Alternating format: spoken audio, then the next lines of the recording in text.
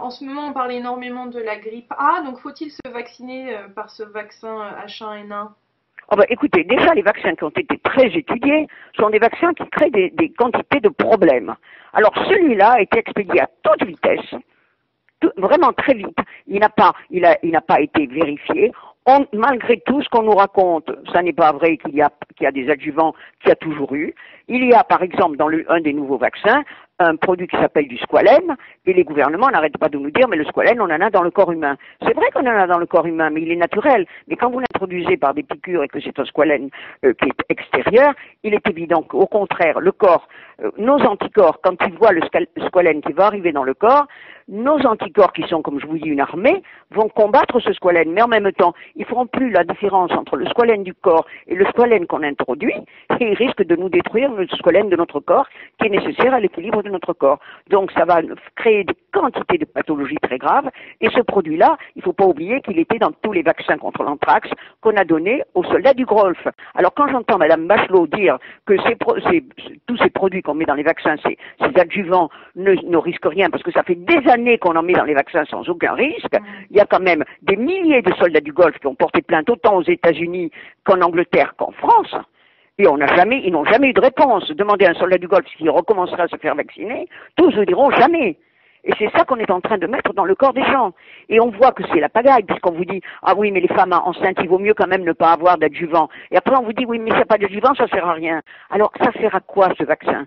On nous a même dit qu'il faudrait peut-être 2 doses, peut-être qu'une dose. On ne sait pas, ils sont dans le brouillard total. Et on ferait confiance à des gens comme ça. Moi, je suis ravie de voir que la population française est beaucoup plus intelligente que je n'osais l'espérer, a compris, et c'est pas les Français, c'est tous les pays du monde, ont compris, boudent les endroits où on se fait vacciner, au point que Mme Bachelot a été obligée de se faire vacciner ce matin devant les caméras, parce que dans tous les endroits où on attendait la queue, eh bien, il y a 2 ou 3 pelés qui vont se faire vacciner. Et la même chose aux États-Unis. J'ai reçu hier un email des États-Unis, d'une amie qui fait le même travail que moi là-bas, qui m'a dit tous les endroits. Alors, les premiers temps, il y a eu beaucoup de gens qui se sont précipités, tous les anxieux, alarmés par toutes les nouvelles qu'on leur donne et que les médias leur donnent en général. Pas vous, mais les grands médias. C'est pas pour dire que vous êtes moins bien, mais tous les médias qui sont à la solde, qui reçoivent des fonds des laboratoires et tout, ne peuvent rien dire.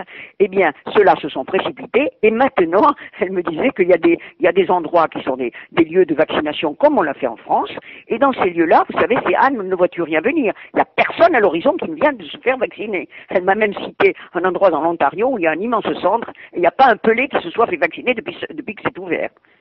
Alors, c'est quand même bien de voir que les gens résistent. Et il y a quand même des présidents de gouvernement dans toute l'Europe qui ont refusé de donner ce vaccin à la population. Mais nous, on est complètement hystériques. En France, on a un ministère de la Santé qui est complètement tombé sur la tête. Et alors, vous voyez, c'est vrai que dans les grands médias, comme vous dites, enfin sur TF1 ou sur France 2, il y a eu, ils viennent de parler justement d'une épidémie de 1 million de personnes en Argentine qui vient d'être diagnostiquée avec cette grippe. Bah écoutez, je suis en train d'écrire un article justement pour montrer que la plupart, et j'ai fait une enquête, je viens de faire une enquête qui m'a pris beaucoup de jours, tous les malades qu'on nous a donnés, en France en tout cas, bien les 9/10 avaient des pathologies extrêmement lourdes, et on a dit qu'ils étaient morts du virus de la grippe.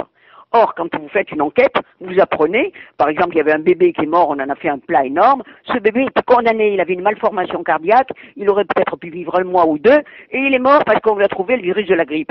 Alors déjà, si on est allé le chercher avec une loupe, mais c'est pas le virus de la grippe qui l'a tué, il était condamné par sa maladie grave. Donc ce sont des gens qui sont très fragiles, ils sont tués par la grippe, exactement comme quand on nous dit que les Africains sont tués par la rougeole, la rougeole n'est qu'un vecteur. En vérité, ils meurent, les petits-enfants en Afrique meurent parce qu'ils meurent de faim, ils ont de l'eau sale, ils n'ont pas d'hygiène, ils n'ont pas de nourriture correcte. Mais si on leur donne de la nourriture correcte, ils ne mourront pas de la rougeole. Et en France, on ne meurt pas de la rougeole quand on est dans une famille saine et mangeant normalement et autres. Donc, c'est tout, on fait un amalgame pour arriver à vendre les vaccins. Et je trouve que le ministère de la Santé fait un travail de représentant de commerce pour essayer de vendre au maximum. Je trouve ça scandaleux. Et je ne suis pas la seule à le dire. Il y a même des quantités de médecins. Du reste, vous avez dû le voir. Plus de la moitié des médecins ne veulent pas se faire vacciner. 75% des infirmières ont refusé de se faire vacciner parce que la plupart des infirmières ont payé un très lourd tribut à l'histoire de la vaccination obligatoire pour elles de l'hépatite B. elles étaient obligées de le faire, et bien maintenant, elles savent très bien qu'elles ne vont pas recommencer avec ce vaccin-là. Donc, et elles sont au premier plan, même plus que les médecins, pour voir les cas et les pathologies induites par les vaccins. Donc on serait manipulé et ça pourrait, comme on expliquait dans une autre partie de notre interview, déclencher d'autres problèmes et d'autres virus même. Ça peut déclencher des problèmes graves. C'est pour ça que c'est très... Et alors maintenant, il y a des études en plus qui ont été faites et qui prouvent que les gens vaccinés contre la grippe ordinaire, si elles sont en contact avec le virus, étant donné qu'il y a des souches un peu similaires, elles risquent au contraire d'attraper beaucoup plus le virus que si elles n'étaient pas vaccinées contre la grippe ordinaire. Et du reste, on nous fait rire parce que c'est pareil. La grippe ordinaire, on nous dit que le vaccin est absolument extraordinaire, etc., etc. Ce qui est totalement faux. Du reste, il y a eu une parution d'un spécialiste des vaccins attendez, il était au gouvernement, il a fabriqué des vaccins pour le CDC d'Atlanta, vous savez, pour la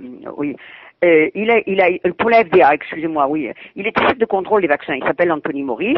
Et il avait dit, il n'existe aucune preuve que le vaccin contre la grippe, je parle du vaccin ordinaire, hein, mais c'est la même chose pour l'autre, soit capable de prévenir ou même de diminuer la maladie.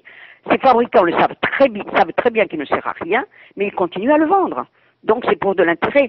Et vous savez que on a fait comme ça des études il y a eu par exemple un jour dans l'Ontario, on a vacciné 13 millions de personnes gratuitement contre la grippe. Ben, l'incidence non seulement n'a pas baissé, mais il y a plus de grippe qu'il n'y en avait avant cette vaccination massive. Aux États-Unis, par exemple aussi, parce qu'en France, pour avoir des chiffres, c'est très difficile, on vaccinait en général 15% de gens. On a les statistiques de la grippe à cette époque-là. Maintenant, c'est 65% de la population qui est vaccinée contre la grippe. Ben, il se trouve que non seulement la grippe n'a pas diminué, mais elle a augmenté. Alors qu'on ne nous dise pas que les vaccins nous protègent, c'est pas vrai. Vous voyez, tout ça, c'est absolument faux. Et alors, en plus, il y a des quantités de mensonges qu'on nous dit. Tout ça, c'est très manipulé. Très, très manipulé. Et ça, on nous le cache. Mais je prends un exemple. C'est pour vous prendre un exemple. Le fameux Gardasil, vous savez, qui est le vaccin pour les petites filles. Contre le papillomavirus. Bon, ce vaccin, on vous dit, il est fabriqué par Sanofi Pasteur. Ça n'est pas vrai. Il est fabriqué par Merck. Alors vous savez que le laboratoire Merck a été condamné par les tribunaux américains pour mensonge aggravé à cause du Vioxx. Il y a eu le prix du MEDEC, c'est-à-dire le prix du meilleur médicament, qui a été retiré après qu'il y ait eu, rien qu'aux États-Unis, 160 000 accidents et plus de 50 000 décès. Maintenant, on fait confiance à ces gens-là qui ont été condamnés par les tribunaux pour mensonge aggravé pour fabriquer un nouveau vaccin. Bon, et c'est déjà scandaleux.